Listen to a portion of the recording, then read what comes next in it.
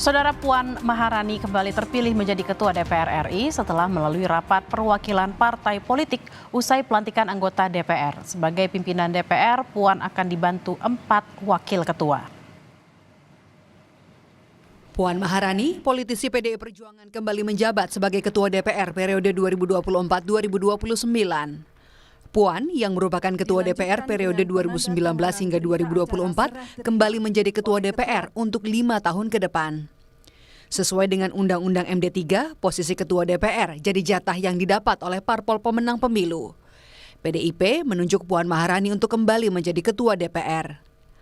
Puan akan didampingi 4 orang wakil ketua, yakni Sufmi Dasko Ahmad dari Gerindra, Adis Kadir dari Golkar, Cucun Samsurijal dari PKB, dan Saan Mustopa dari Nasdem. Di pidato pertama, Puan berjanji menjadikan DPR terbuka pada masukan dan kritik dari masyarakat. Atas nama seluruh anggota DPR RI, kami juga mengundang partisipasi dari seluruh komponen masyarakat, media massa, pers, kaum intelektual, akademisi, mahasiswa, LSM, ormas, dan lain sebagainya untuk ikut memberikan masukan, pandangan dan kritik terhadap berbagai kebijakan negara yang akan diambil. Berikanlah pandangan, saran, dan kritik yang ikut mencerdaskan kehidupan bangsa. Usai penetapan pimpinan DPR, anggota Dewan bakal membahas sejumlah agenda, termasuk jumlah komisi dan alat kelengkapan Dewan. Nantinya akan ada rapat pembahasan antara perwakilan fraksi bersama pimpinan DPR. Sempat ada wacana kemungkinan bertambahnya kementerian atau lembaga di pemerintahan Prabowo Gibran yang berpotensi membuat jumlah komisi di DPR juga akan bertambah. Sekretaris Jenderal Partai Amanat Nasional Eko Patrio sempat menyinggung soal bertambahnya komisi DPR RI dari semula 11 komisi menjadi 13 komisi. Eko menambahkan, jika memang ada penambahan komisi, harus ada kontribusi yang diberikan pada komisi tersebut. Ya, ini makanya belum diputuskan, kita nggak tahu nanti pas lagi paripurna mudah-mudahan sudah ada putusannya dan kita berharap sudah tahu harus menyikapi seperti apa. Pastinya kita akan nyiasatin karena kan kebetulan nanti mitranya akan bertambah. Nah, tentunya di kita juga harus ada memberikan kontribusi juga di komisi, terutama penambahan dari 12 dan 13. Siapakah orang-orangnya itu? Penambahan komisi yang saat ini jadi wacana diharapkan juga diimbangi dengan kinerja anggota DPR yang terakselerasi. Pengamat politik Universitas Al-Azhar Indonesia Ujang Komarudin menyebut, jangan sampai kerja anggota DPR jadi mandek karena hambatan dari partai politik. Sebaliknya, potensi yang ada harus didorong untuk mendorong produk legislasi yang berkualitas. Karena biasanya kalau sudah berhadapan dengan praksi ini agak sulit. Nah, itu tadi yang saya bilang. Saya dari 2011 sampai 2016 saya pernah jadi staf khusus ketua DPR juga, agak sedikit paham terkait dengan formulasi itu. Karena banyak senior saya, banyak teman-teman saya juga di DPR yang lama juga mengatakan ketika sudah keras, ketika ditelepon oleh ketua umum partai juga diam, nggak bisa apa-apa juga. Dan ini terjadi di hampir semua partai karena pengendali dari semua itu partai politik yang ada dalam praksi. Tetapi tadi kita tidak boleh membatasi potensi-potensi beliau-beliau itu. Potensi itu harus tumbuh kembang menjadi sebuah produk legislasi yang memang mumpuni, yang punya kualitas. Nah, ini yang kita harapkan. Jumlah kursi DPR dari periode ke periode juga terus bertambah.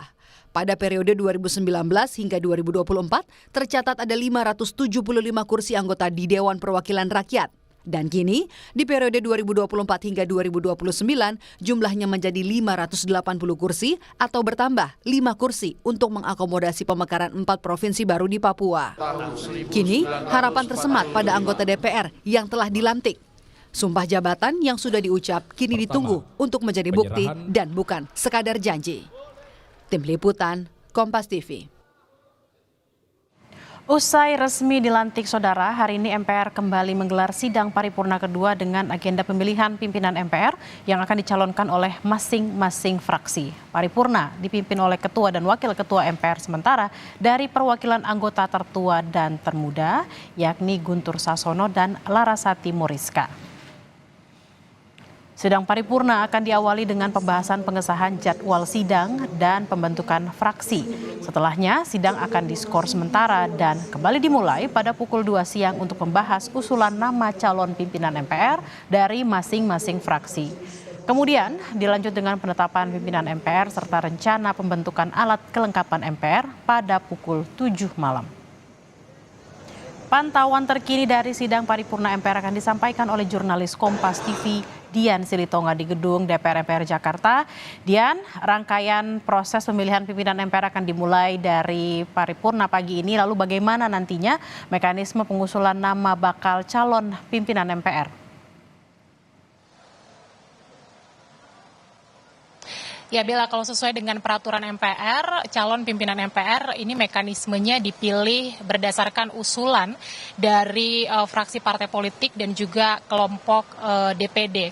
Nah, tentu pembahasan dari nama-nama yang akan diusulkan oleh fraksi maupun juga kelompok DPD ini sedang dilakukan atau sedang proses dilakukan, dan rencananya memang akan dibahas pada pukul 2 siang hingga pukul 6 sore waktu Indonesia Barat, dilakukan secara internal. Nah, nanti kemudian sidang paripurna yang saat ini sedang diskors akan dilanjut pada pukul 7 malam seperti yang Anda sampaikan, untuk kemudian membahas pemilihan pimpinan MPR yang nama-namanya kemudian sudah diusulkan oleh masing-masing fraksi dan juga kelompok DPD. Nah, tadi sidang paripurna ini sudah dimulai sekitar pukul 10.30. Anda sampaikan tadi salah satu pembahasannya adalah membahas rencana pembentukan fraksi dan juga kelompok DPD.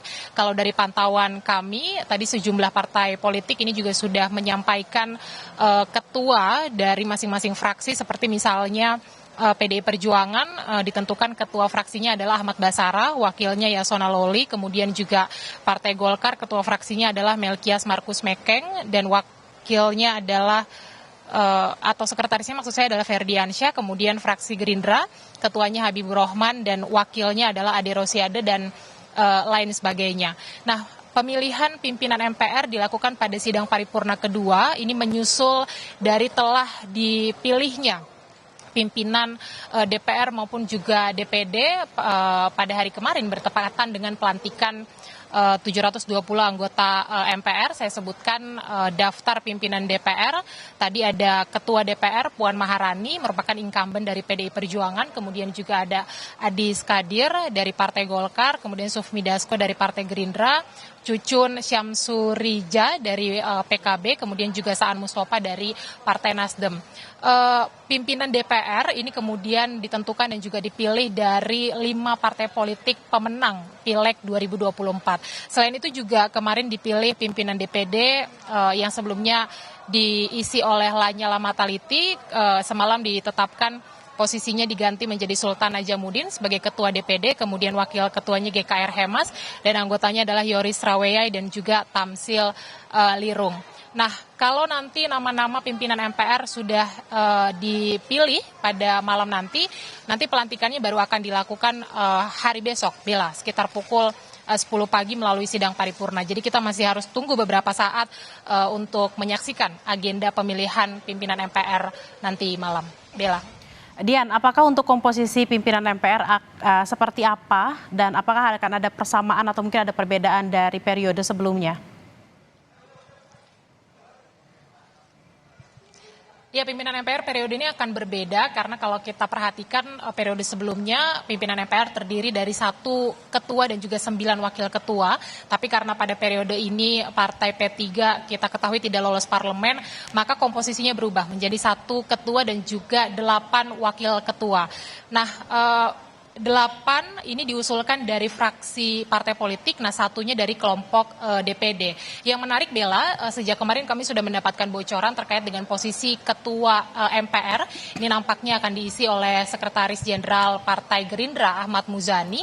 Hal itu disampaikan salah satunya oleh Ketua DPP PDI Perjuangan Said Abdullah, dan juga dibenarkan oleh Ketua Harian Partai Gerindra secara implisit Sufmi Dasko Ahmad. Nah, pemilihan atau penunjukan Ahmad Muzani menjadi ketua MPR ini juga berkaitan dengan jatah partai politik pemenang pemilu 2024. Kita tahu bahwa Presiden terpilih Prabowo Subianto ini berasal dari Partai Gerindra, sehingga memang diberikan ruang bagi Partai Gerindra untuk menempati posisi pimpinan MPR RI. Menarik untuk kita cermati, selain ini merupakan sidang paripurna kedua, nantinya pimpinan MPR, 9 pimpinan MPR yang terpilih hari ini akan atau akan menjadi orang-orang yang melantik presiden dan juga wakil presiden terpilih melalui pemilu 2024, yakni Prabowo Subianto dan juga Gibran Rakabuming Raka pada 20 Oktober mendatang. Kita cermati bersama, Bella. Baik, kita akan nantikan siapa saja nama-nama yang akan muncul sebagai pimpinan MPR periode 2024-2029. Terima kasih Dian Silitonga langsung dari gedung DPR MPR Jakarta.